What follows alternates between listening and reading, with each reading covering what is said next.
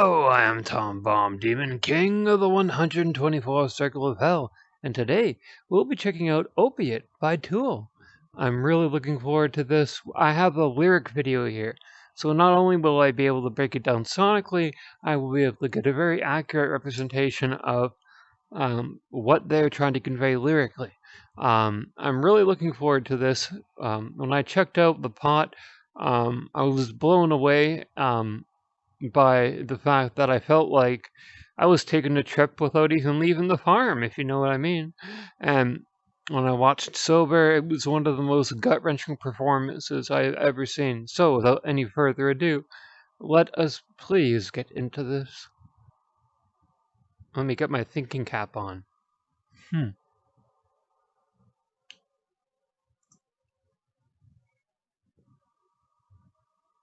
Thank you, Tanner Bolding, for this lyric video.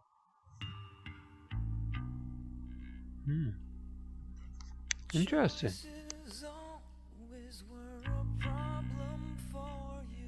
Oh. Strong to guide you.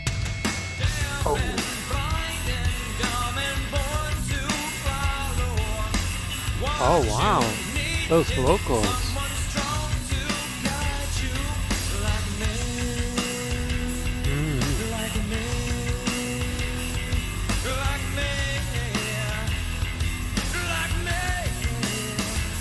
Can I just say those belts and those interesting things that he does with his voice, very interesting, very compelling, what he does. So far this has more of an industrial sound than the pot, kind of, I guess, harkening back to Sober, those days. Very interesting trip back in time. I think I might have an idea about what the song's about so far, but I'm going to withhold my comments until we go further.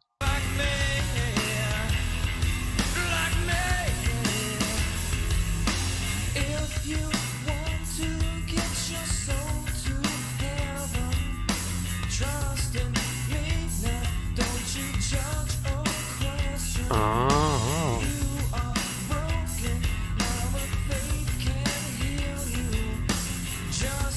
Oh ho ho. Shots fired! Shots fired!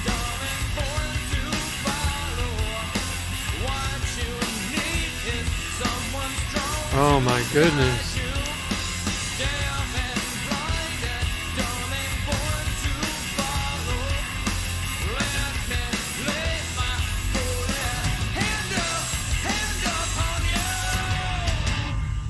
Oh, before we go any further, I believe that that they're referring to religion really being an opiate of the people, and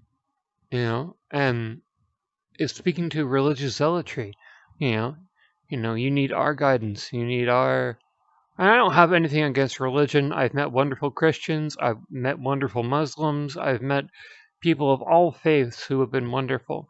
But there are some people who, use religion as a controlling device. The government does it all the time.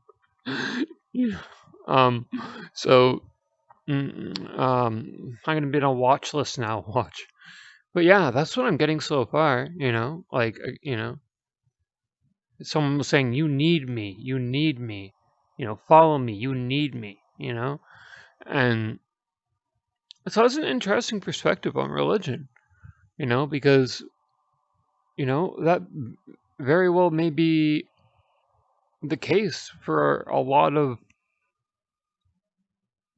religions, especially those spiritual healers, the ones that lay hands on someone who's paid $1,000 to be there and claims that they'll heal them. Lowest scum on the earth. Let's continue. The song's giving me a lot to think about. Wow.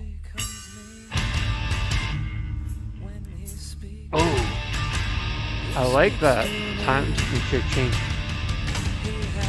Oh, wow, Danny Gary. What are you doing to me, Danny?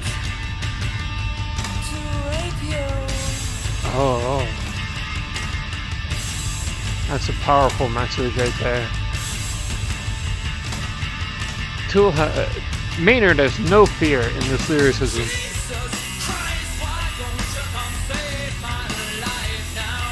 Yeah.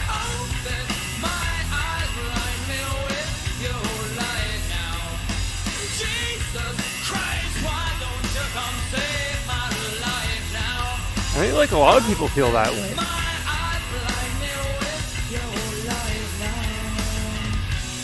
It's interesting what he does with his notes, you know? It's like an eerie progression. Like, cry, won't you? That's masterful lyricism. I like that interlude there, you know? It kind of brought everything back down so they could bring it back up. You have to bring the energy down in order to rekindle that energy and come back strong. So it's a very clever thing. Gosh, so on one hand we have religious zealotry, on the other hand we have someone saying, you know, yes, please come save me, I need to be saved, I need to be redeemed, I need to be saved, please come. I feel like a lot of us come to that, you know, point in our lives, even if you're not religious, you're asking some higher power, you know, like you know, I can't take this anymore, come help. Let's continue. Ooh, Danny Carey, very subdued. And that bass, I love the bassist. If you want to get into heaven, just follow and obey. That's what I'm getting from this song. Just do everything I tell you to do. Jesus Christ, why don't you come save my life now? Nice. Open my eyes, blind me with your light now. Wow. Jesus Christ, why don't you come save my life now? Open my eyes, blind me with your light now. Oh, blind me with your lies now. Interesting. Okay. I really feel like the song speaks to, you know, at the time maybe they perceived Christianity to be a opiate to the people, you know, and that last line was interesting. Save me with your lives. You know, I wonder what kind of a fallout Maynard may have had with Christianity. I myself went to Catholic school for about 12 years, and that was all I needed. I didn't need to go back, you know, but, you know, I'm a very spiritual person, and I feel like everyone's beliefs and faiths should be respected. But this song's message is incredible, and it speaks to something that I think we all feel, you know, about the religious zealotry and, how do you put it? Bigotry and contradiction and, you know, like, you know, if you want to get in heaven, follow me, do what I say, you know. I don't feel like we should need, you know, a compass or, you know, the threat of not going to heaven looming over our heads to be good people. We shouldn't need that, but some of us do. It's very interesting, you know.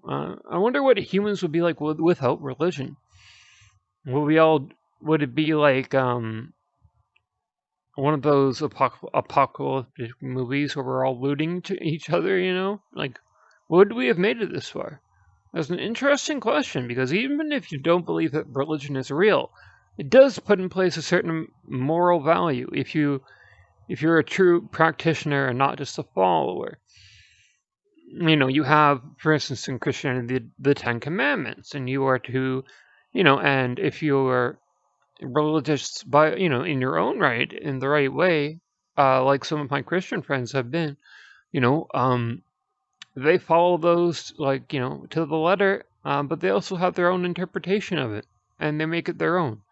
Um, Mind you, I know there are many sects of Christianity, but that's interesting. Lyrically, this is so interesting because what he's saying, it's all true. It's all true. That is the basic underlying message of the church. Come, or you will go to hell. Um,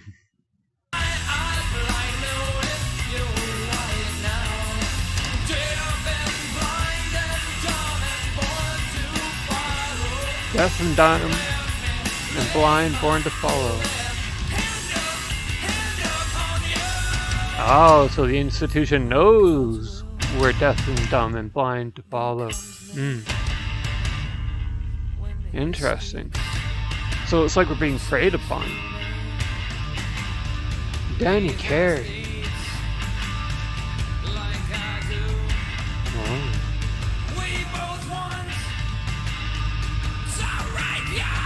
Oh. With all that scream. Yo. Maynard. What are you doing?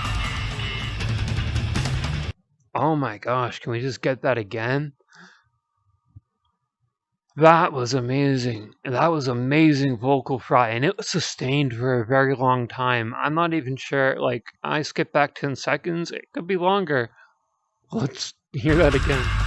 Wow, it was longer than 10 seconds. Oh my gosh. You're gonna need a glass of milk after that. Oh! I like how the drums are kind of chugging with the bass, They're kind of in sync.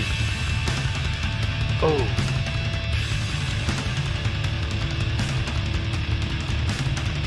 Interesting. This makes me feel like high octane, like I'm running or something.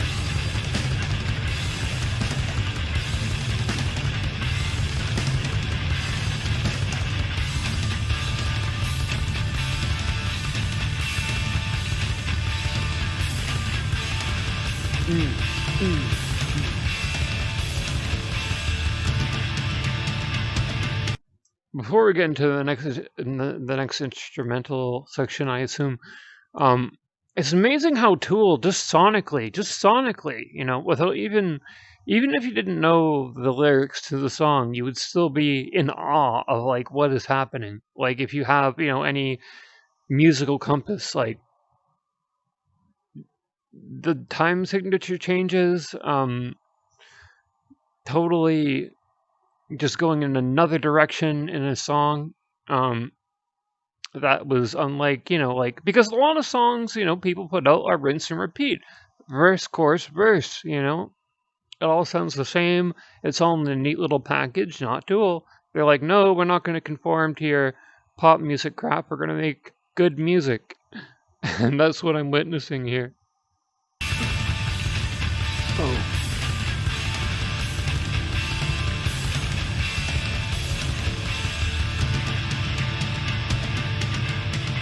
Oh, it's slowing down again. Bringing it down.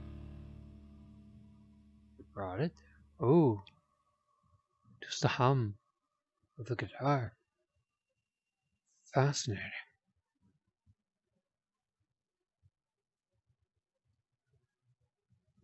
Ominous. I feel like something's coming. I'm literally getting chills right now. What? What is coming?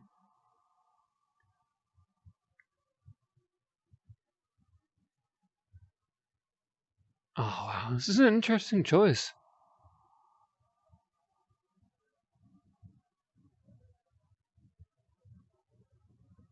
Is the song over? Did they just forget to stop it? Oh, I hear the drums now. Oh, wow.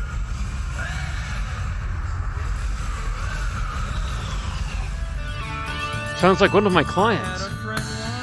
Oh.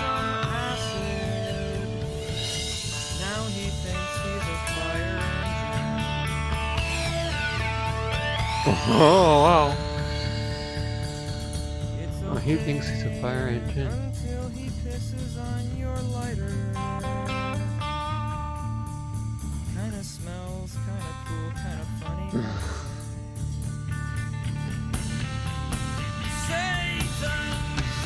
Oh, there's a relatable subject for me.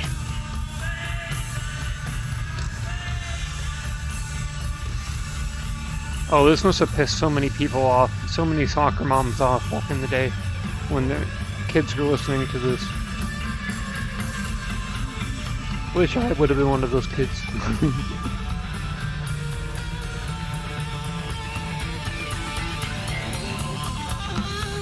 Oh. He took some ecstasy. Tried to marry me and everyone in the Ecstasy will do that. He was sorta loving, kinda caring, kinda tried to fuck my lazy boy. Oh, wow. It Ecstasy got will do that. messy I like all over the how everything's so subdued right now. armchair covers, throw pillows and carpeting. Wow. So the song has gone in a very different direction here. Now he's talking about his drug addicted friend. Very accurate depiction of ecstasy from what I've heard. They've done their research, and I like sonically what they're doing. I thought the song was over for a bit because I could barely hear the hum of the guitar, and then it kind of built back up into the second part of the song. This is wonderful.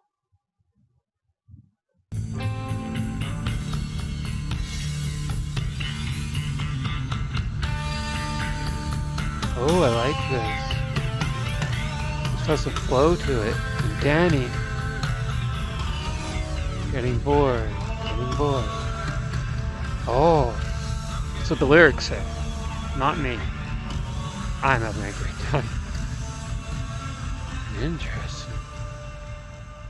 What is the message here? Oh, wow. That was the end of the song. I was not expecting that. No, I want more. I want more. No. Oh, that was interesting. I don't know how to tie the end of the song in with the beginning of it. The beginning of it was very obviously religious zealotry and whatnot. Maybe the other side of the song was to show a glimpse into drug addiction as a contrast. I'm not sure. That second part really took me by surprise. Also, why is Joe Rogan in my suggested feed? Makes no sense. YouTube always knows what I want. Anyway, no, this song was it went places. It went many places that made me feel many things, much like The Pot. What a progressive band, very nonconformist. The lyrical content here was fascinating and amazing throughout the first part. The second part lost me. I didn't know what was going on quite, except if I were to take it at face value, where his friend was on drugs, tried to make love to everything and anything, and then he was bored. I have a feeling that might be a tie into drugs, you know? Like a life lived, fast and hard, and then when you recover, it's like I'm bored. I'll never know anything like that experience again. Interesting. Danny Carey, that drummer, he's kind of like my Sherpa through this whole sonic experience. I follow him and his lead, oddly enough. This was done so incredibly well. I'm speechless at this point.